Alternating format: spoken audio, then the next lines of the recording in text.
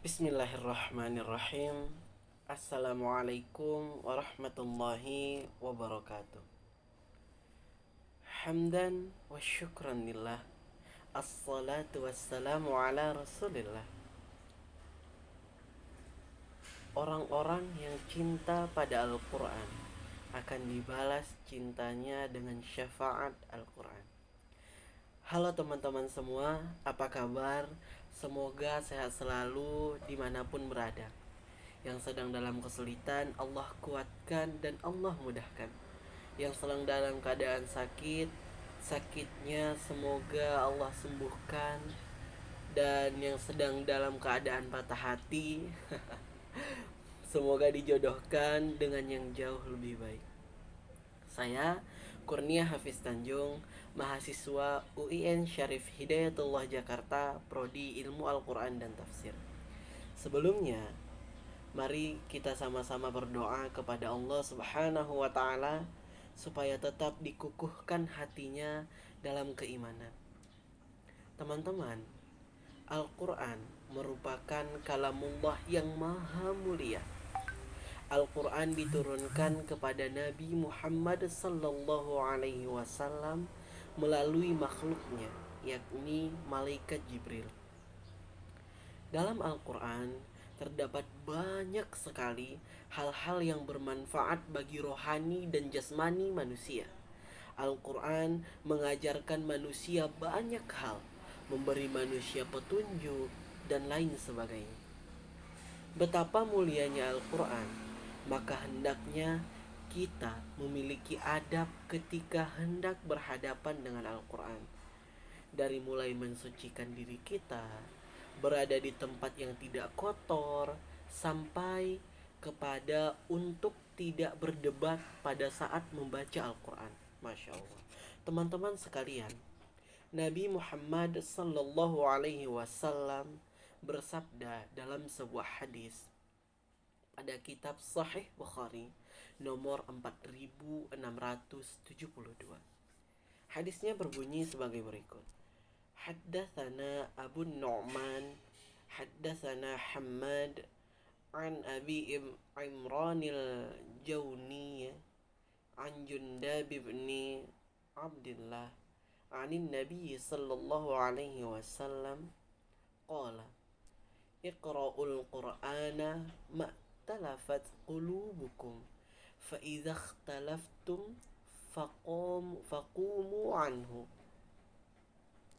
Dari Abu Nu'am, dari Hammad, dari Abu Imran al-Jawni, dari Jundub bin Abdullah, dari Nabi Muhammad sallallahu alaihi wasallam, beliau bersabda, bacalah Al-Quran ketika hati kalian memang menyatu. Namun jika kalian berselisih, maka beranjaklah darinya atau meninggalkan Al-Quran. Hadis sahih ini adalah hadis tentang Al-Quran yang terdapat dalam kitab Sahih Bukhari nomor 4672. Teman-teman sekalian, pada hadis ini Rasulullah Shallallahu Alaihi Wasallam memerintahkan kita untuk membaca Al-Quran, tapi dengan syarat bila hati kita dalam keadaan bersatu. Adapun bila dan akhirnya hati kita berselisih, maka tinggalkanlah. Sebab dalam perselisihan itu tidak akan ada adab kita terhadap Al-Quran. Contohnya, ketika kita sedang membaca Al-Quran dengan teman kita, namun tiba-tiba teman kita menyampaikan sesuatu yang kita tidak setuju dengan pendapatnya, maka kata Nabi, faqumu anhu, maka hendaknya kita beranjak dan meninggalkan Al-Quran tersebut. Atau setidaknya kita menutup dan menyudahi bacaan kita terlebih dahulu. Karena semestinya di hadapan Al-Quran tidak layak kita bersikap saling berselisih.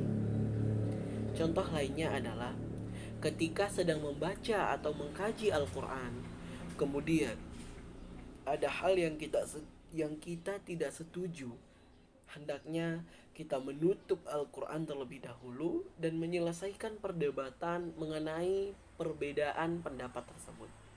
Sebab seharusnya hanya ada sami'ana wa ata'na. Ketika seseorang menjelaskan kepada kita tentang Al-Quran, maka kita harusnya hanya mendengar dan mentaati.